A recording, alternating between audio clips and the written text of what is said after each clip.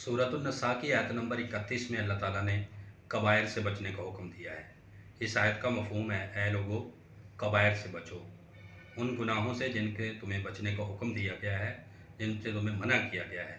अगर ये तुम गुनाह छोड़ दो तो अल्लाह ने फरमाया कि तुम्हारे सारे गुनाह माफ़ कर दिए जाएंगे और तुम्हें इज़्ज़त वाली जगह में दाखिल कर दिया जाएगा। इस कुरान की आयत की रोशनी में अगर हम अहादीस को देखें तो सही मुस्लिम शरीफ के अंदर नबी करीम सल्लल्लाहु अलैहि वसल्लम की एक हदीस है कि कबायर को छोड़ दो। कबीरा गुनाह ये हैं जिनमें अल्लाह के साथ शिरक करना, वालिदैन की नाफरमानी करना, किसी को नाहक कत्ल करना और किसी का माल जो है अब यतीम बच्चों का माल खा जाना। इसके अलावा और भी कबायर का तज़किरा हुआ है। टोटल जो कबीरा गुनाह हदीस और कुरान की रोशनी में बयान हुए हैं वो 9 हैं।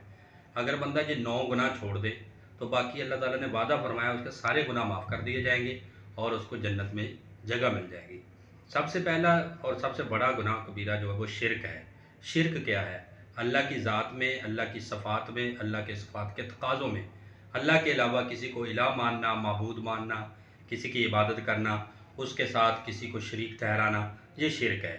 तो जब हम ईमान लाते हैं आमनतु बिल्लाहि, मैं ईमान लाया अल्लाह पर, तो अल्लाह एक है, वो वहदहु ला शरीक है, ना वो किसी की औलाद है, ना उसने किसी को जना है, वो अकेला है, ना उसे ऊँघ आती है, ना नींद आती है, ना वो सोता है, ना वो खाता है, ना वो पीता है, वो हर चीज़ से पाक है, वो हमेशा से है, वो हमेशा रहेगा।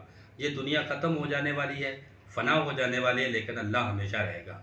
अल्लाह ही हमारा राज़िक है, वही हमारा खालिक है, वही हमारा मालिक है। इस बात पर अकीदा मज़बूत रखना, ये जो है वो अल्लाह की तौहीद है। इसके बरअक्स हम जाएंगे तो ये शिरक है।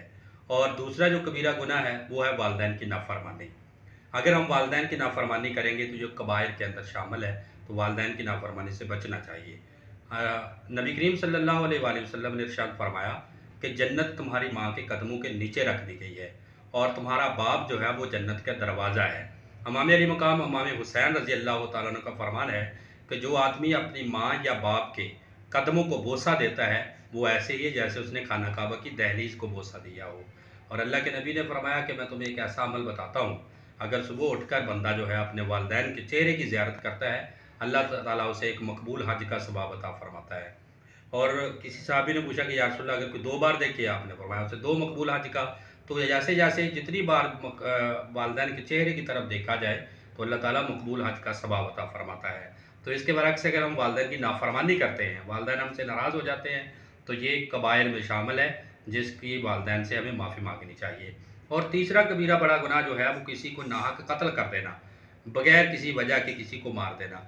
ये सिर्फ पिस्टल से गोली चलाकर मारना या गला दबाकर मारना या किसी तरीके से भी कत्ल करना, यही नहीं है, बल्कि किसी को उभारना किसी के ख़िलाफ़ और वो बंदा उसको जाके कत्ल कर दे, ये भी उसी में शामिल हो जाता है।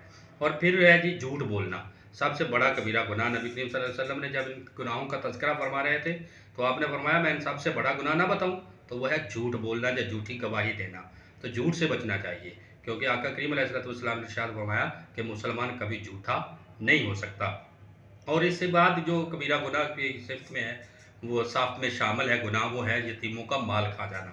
तो इससे भी बचना चाहिए। और इसके बाद कबीरा गुनाह अगर देखा जाए तो जहाद के दिन पीठ फेर कर भाग जाना और फिर पाक दामन औरतों पर तोहमत लगाना, ये सारे कबायर में शामिल है। इनके मतलब अल्लाह ने फरमाया अगर ये तुम 9 छोड़ दो, ये 9 कबीरा गुनाह का जिनका तज़किरा हुआ, फरमाया ये तुम 9 छोड़ दो तो बाकी सारे गुनाह अल्लाह माफ़ कर देगा और तुम्हें इज़्ज़त वाली जगह जन्नत में दाखिल करेगा। बहुत शुक्रिया।